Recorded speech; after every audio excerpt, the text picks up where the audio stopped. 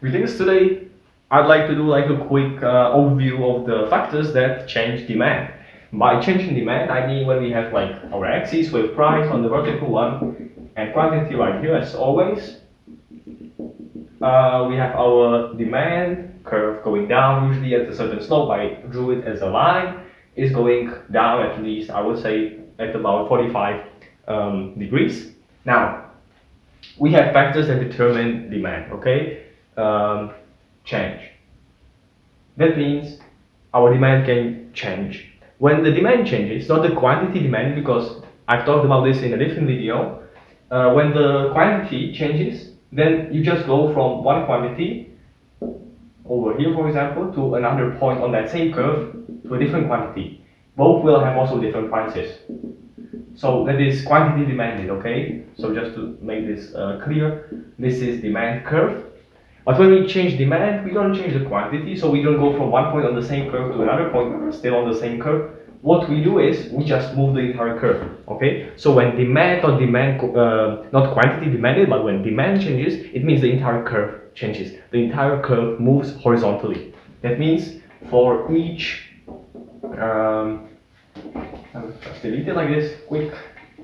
For, just to quickly draw it again, I'll say V1 where it begins. Now, for each point, it will be horizontally shifted, for example.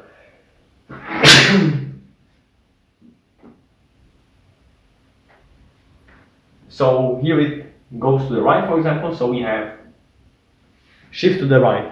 Now our curve moved to the right, so it becomes V2 right here.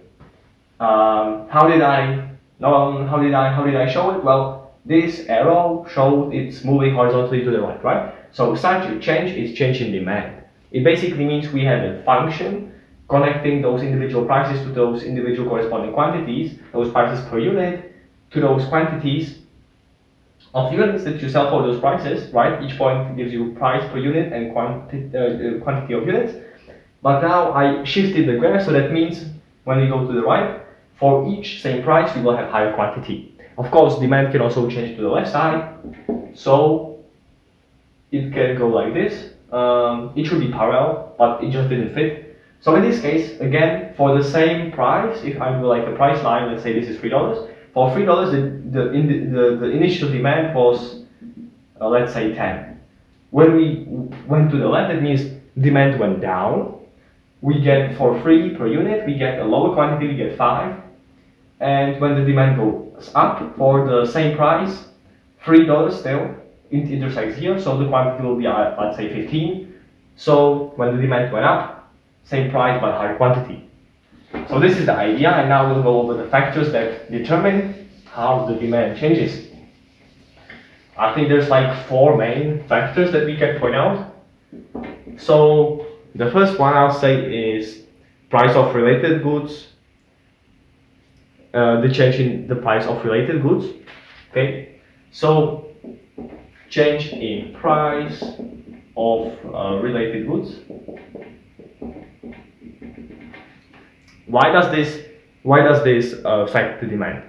Well, when goods that we use alongside a certain good, for example, I don't know, use a game and you have to put it into some computer. When the computers for that game go up in price, people will have a lesser demand for that game because even running that game will be more expensive, especially for that part of the market that still doesn't have the computer to run it. So it's thinking of buying the computer and then thereby being able to play the game. But if the computer becomes the larger purchase, quantity of those computers will, people will stop buying as much of that game because that game will require this yet a little bit more pricey computer.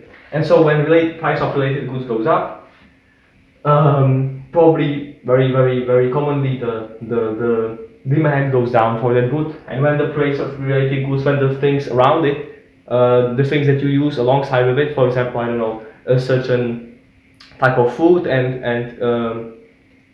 you need, I don't know, a special plate for it, let's say.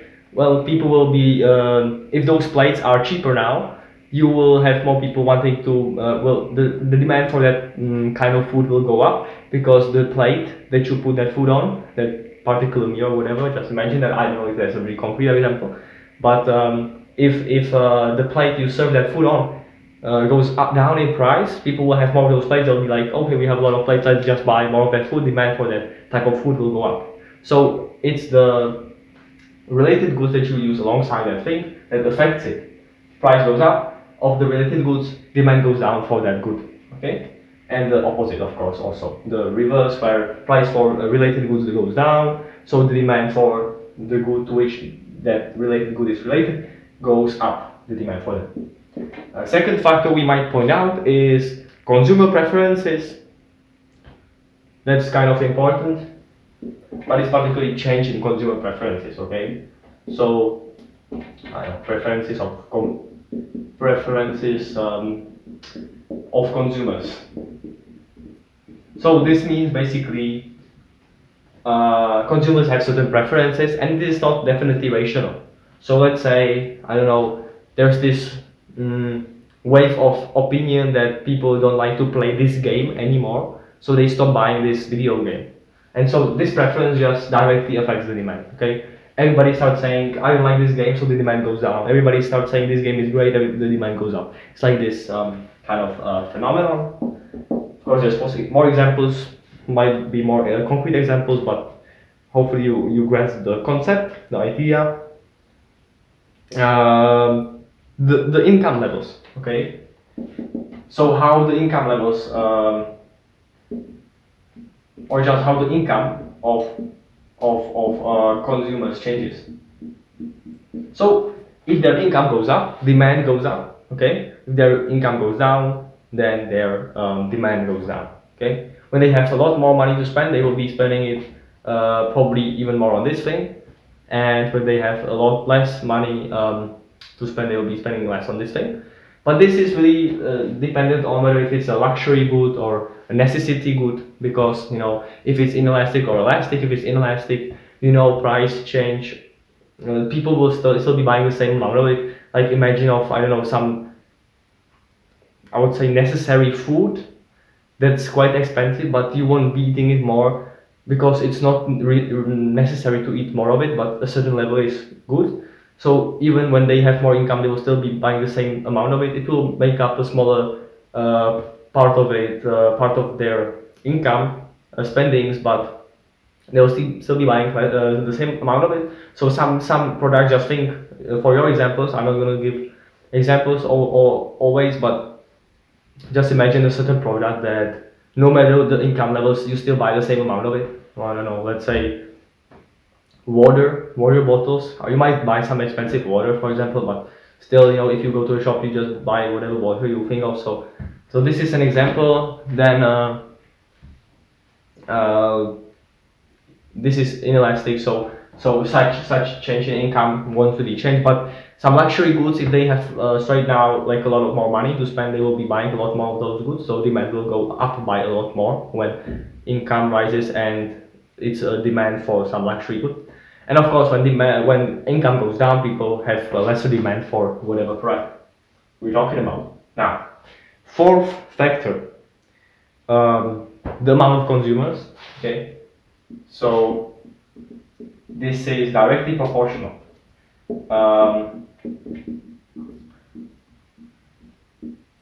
When we have tons of consumers, when the population doubles, and the income level is still the same average, and the economy level is still the same average, there will be twice as many possible people who will have demand for that product. Okay, so the more people, the more naturally demand there will be.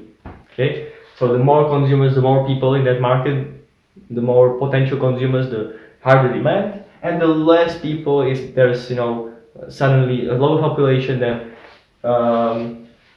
for example, people move out from a certain city, business in that city will have lesser demand for its services, because if it's kind of local, there will be just fewer people, fewer potential consumers or customers. Okay, and the last one we might think of is, let's say, future price expectations. So